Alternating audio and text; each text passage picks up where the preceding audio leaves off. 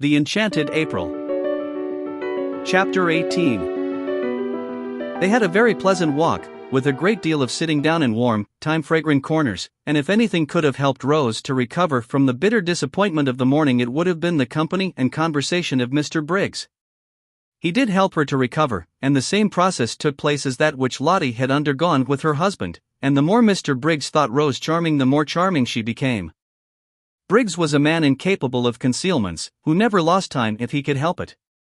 They had not got to the end of the headland where the lighthouse is. Briggs asked her to show him the lighthouse, because the path to it, he knew, was wide enough for two to walk abreast and fairly level, before he had told her of the impression she made on him in London.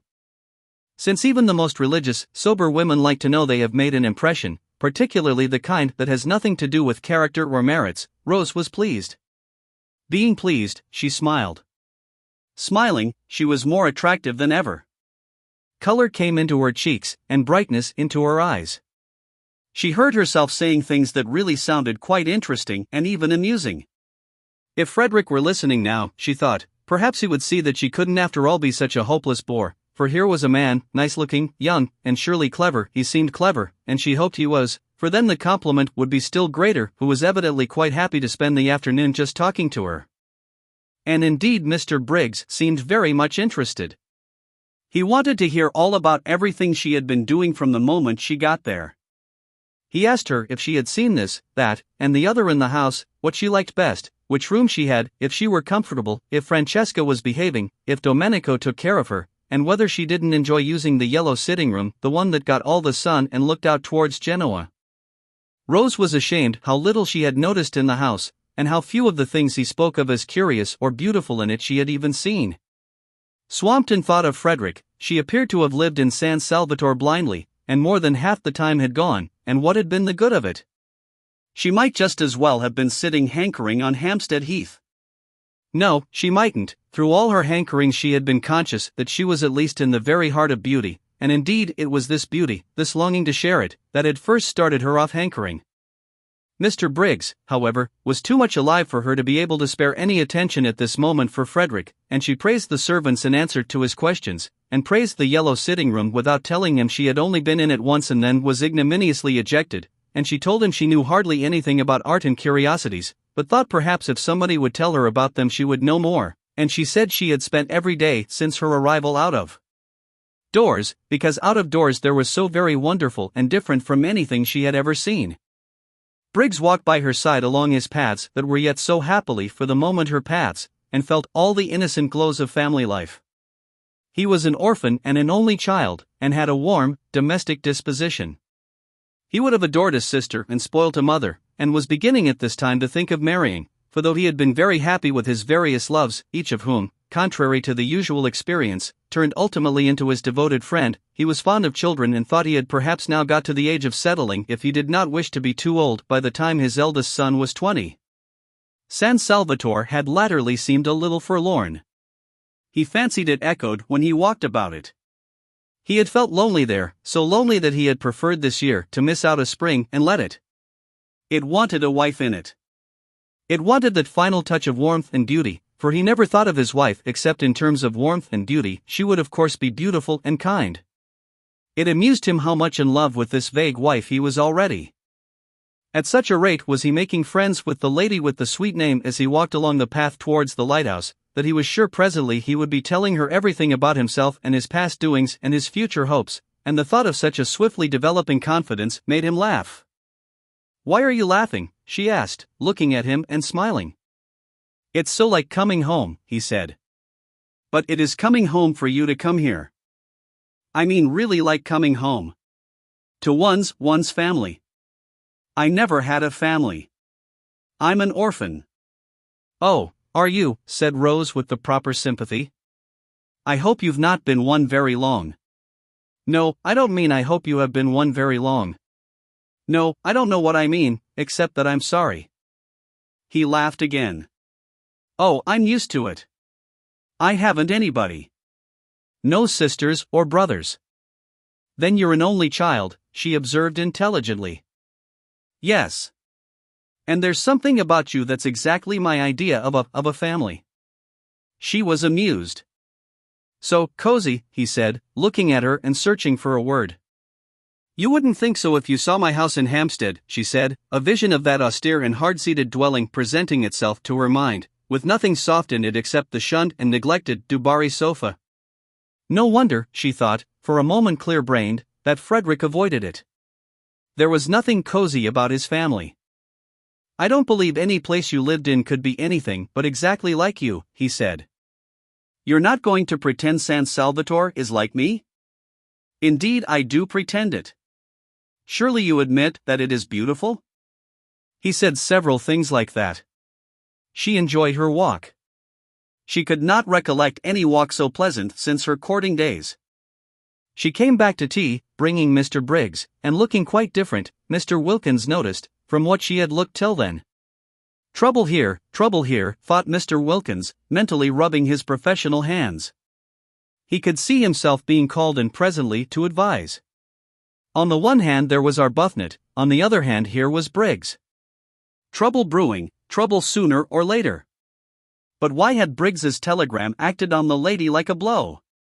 If she had turned pale from excess of joy, then trouble was nearer than he had supposed. She was not pale now, she was more like her name than he had yet seen her. Well, he was the man for trouble. He regretted, of course, that people should get into it, but being in he was their man. And Mr. Wilkins, invigorated by these thoughts, his career being very precious to him, proceeded to assist in doing the honors to Mr. Briggs, both in his quality of sharer in the temporary ownership of San Salvatore and of probable helper out of difficulties, with great hospitality, and pointed out the various features of the place to him, and led him to the parapet and showed him Mazago across the bay. Mrs. Fisher too was gracious. This was this young man's house. He was a man of property. She liked property, and she liked men of property. Also there seemed a peculiar merit in being a man of property so young. Inheritance, of course, and inheritance was more respectable than acquisition. It did indicate fathers, and in an age where most people appeared neither to have them nor to want them, she liked this too. Accordingly it was a pleasant meal, with everybody amiable and pleased. Briggs thought Mrs. Fisher a dear old lady, and showed he thought so, and again the magic worked, and she became a dear old lady. She developed benignity with him, and a kind of benignity which was almost playful actually before tea was over, including in some observation she made him the words "my dear boy." Strange words in Mrs. Fisher's mouth.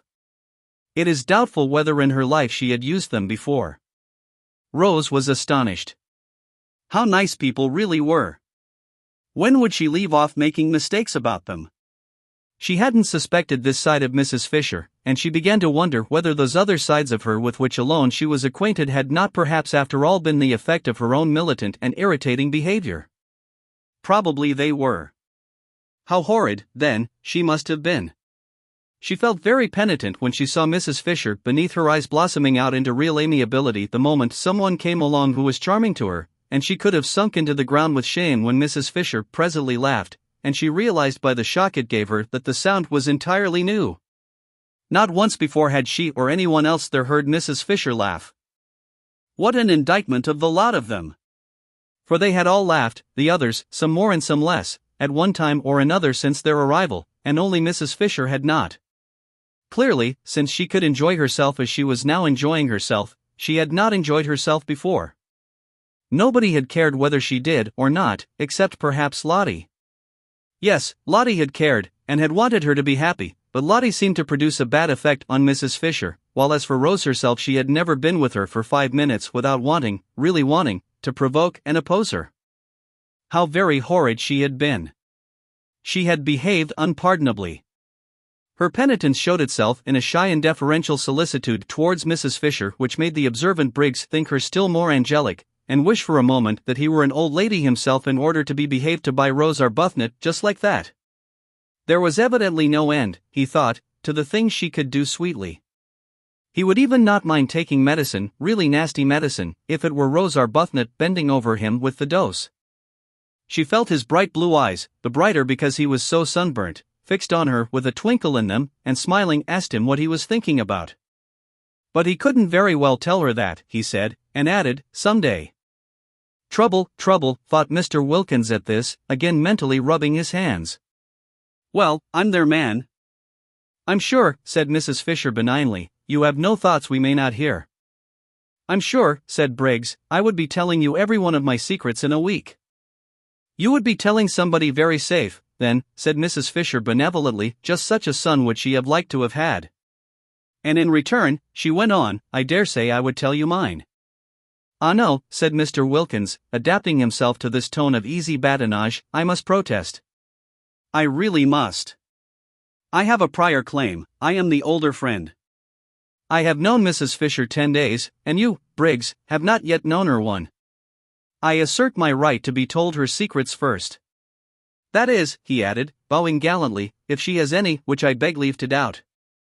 "Oh, haven't I?" exclaimed Mrs. Fisher, thinking of those green leaves. That she should exclaim at all was surprising, but that she should do it with gaiety was miraculous. Rose could only watch her in wonder. "Then I shall worm them out," said Briggs with equal gaiety. "They won't need much worming out," said Mrs. Fisher. "My difficulty is to keep them from bursting out." It might have been Lottie talking. Mr. Wilkins adjusted the single eyeglass he carried with him for occasions like this, and examined Mrs. Fisher carefully. Rose looked on, unable not to smile too, since Mrs. Fisher seemed so much amused, though Rose did not quite know why, and her smile was a little uncertain, for Mrs. Fisher amused was a new sight, not without its awe-inspiring aspects, and had to be got accustomed to. What Mrs. Fisher was thinking was how much surprised they would be if she told them of her very odd and exciting sensation of going to come out all over buds. They would think she was an extremely silly old woman, and so would she have thought as lately as 2 days ago, but the bud idea was becoming familiar to her. She was more apprivoisée now, as dear Matthew Arnold used to say, and though it would undoubtedly be best if one's appearance and sensations matched, yet supposing they did not and one couldn't have everything, was it not better to feel young somewhere rather than old everywhere? Time enough to be old everywhere again, inside as well as out, when she got back to her sarcophagus in Prince of Wales Terrace. Yet it is probable that without the arrival of Briggs Mrs. Fisher would have gone on secretly fermenting in her shell. The others only knew her as severe. It would have been more than her dignity could bear suddenly to relax, especially towards the 3 young women. But now came the stranger Briggs, a stranger who at once took to her as no young man had taken to her in her life, and it was the coming of Briggs and his real and manifest appreciation for just such a grandmother, thought Briggs, hungry for home life and its concomitants, would he have liked to have, that released Mrs. Fisher from her shell, and here she was at last, as Lottie had predicted, pleased, good-humored and benevolent.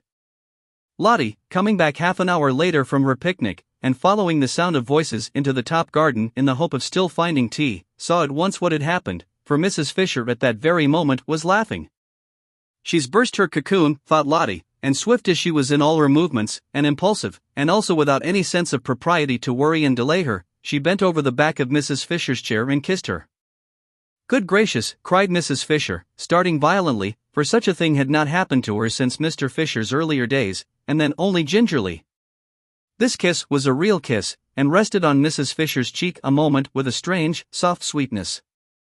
When she saw whose it was, a deep flush spread over her face. Mrs. Wilkins kissing her, and the kiss feeling so affectionate. Even if she had wanted to, she could not, in the presence of the appreciative Mr. Briggs, resume her cast-off severity and begin rebuking again, but she did not want to. Was it possible Mrs. Wilkins had liked her all this time, while she had been so much disliking her herself? A queer little trickle of warmth filtered through the frozen defenses of Mrs. Fisher's heart. Somebody young kissing her, somebody young wanting to kiss her. Very much flushed, she watched the strange creature, apparently quite unconscious she had done anything extraordinary, shaking hands with Mr. Briggs, on her husband's introducing him, and immediately embarking on the friendliest conversation with him, exactly as if she had known him all her life. What a strange creature, what a very strange creature. It was natural, she being so strange, that one should have, perhaps, misjudged her. "I'm sure you want some tea," said Briggs with eager hospitality to Lottie.